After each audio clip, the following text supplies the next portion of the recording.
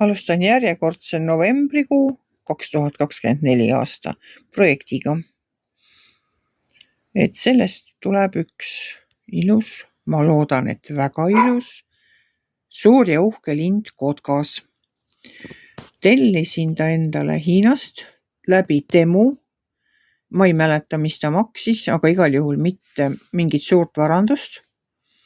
Kaasas on tal siis lisaks ümmargustele kividele ka see baaskomplekt, et roheline kandik, vaha ja roosa pliiats.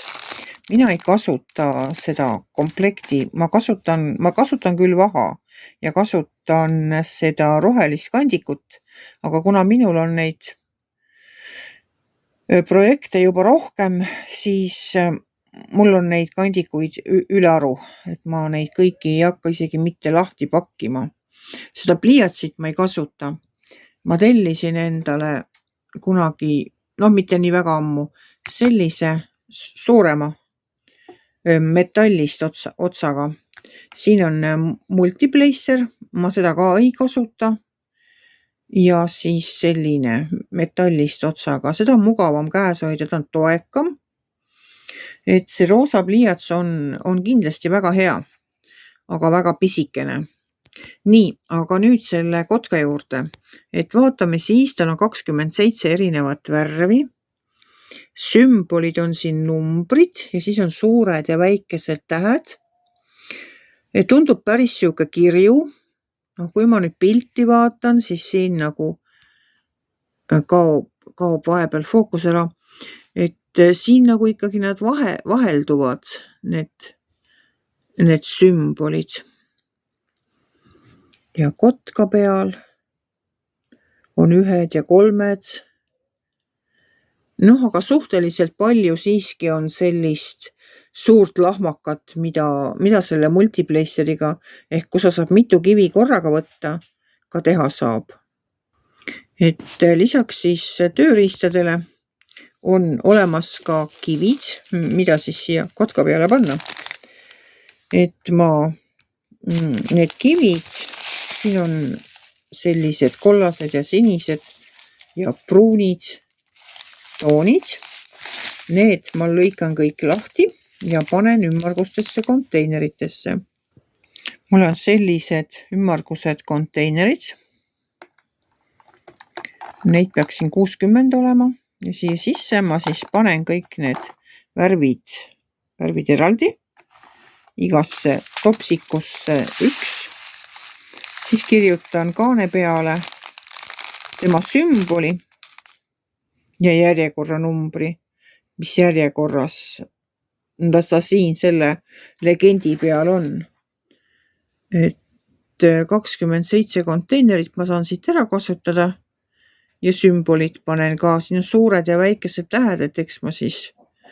Mis on hea selle asja juures on see, et need sümbolid on siin, ka selle kanga peal on nad värvilised. Ma ei näe siin praegu väga sarnaseid sümboleid. Et vahest on nii, et nad on nii udused, et sa ei näe neid lugeda. Mis on selle projekti juures, mida ma nüüd teen?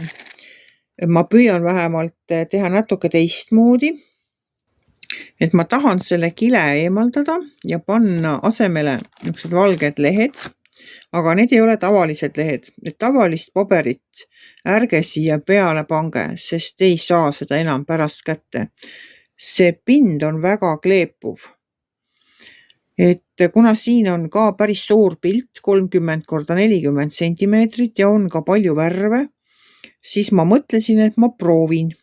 Et ma panen siia peale need valged lehed ja siis lõikan tüki lahti sealt mingisuguse, mille kallal ma siis töötan ja ülejäänud jääb minu jaoks varjatuks. Sest mul on see halb komme, et kui ma võtan juba mingi värvi ja mul on seda selle kandiku peal veel järgi, valgeid näiteks või kollaseid kivikesi on mul järgi seal peal, siis ma juba silm vilab ja ma tahan juba näha, mis on seal ja ma tahan need kivid panna igale poole, kus ma näen, et nad käivad. Aga see tegelikult tekitab rohkem segadust. Et mul ei pruugi, ma ei leia pärast enam neid tühja auke, et tegelikult eriti kui on palju värve, mul siin muidugi see 27 värvi pole mitte midagi. Ma tean, et on olemas sellised pildid, projektid, kus on 60-70 värvi. Et kui ma praegu harjutan nende vähemate peal seda, et nagu teha järjest ja mitte niiviisi rabeleda vasakule ja paremale. Et kui ma praegu selle peal harjutan, siis ehk tulevikus, kui ma endale mingi suurema projekti tellin, et siis ka võib-olla ehk suudan seda järge pidada, et igal juhul ma proovin. Nii, nüüd on need kivikesed lahti lõigatud. 27 konteinerit on välja võetud, sildid tühjad praegu veel siia peale kleebitud ja nüüd võib hakata pihta töö nende kivikeste siia konteinerisse panemisel. Nii, kuidas ma siis seda teen? Ma lõikan ära sellel kotil selle ühe otsa, panen sellesse konteinerisse oma super selle lehtri ja valan siit nad siia sisse. Siia jäi sisse veel midagi, et nii, vaatan, et see on tühi. Ja siia kaane peale ma olen juba kirjutanud.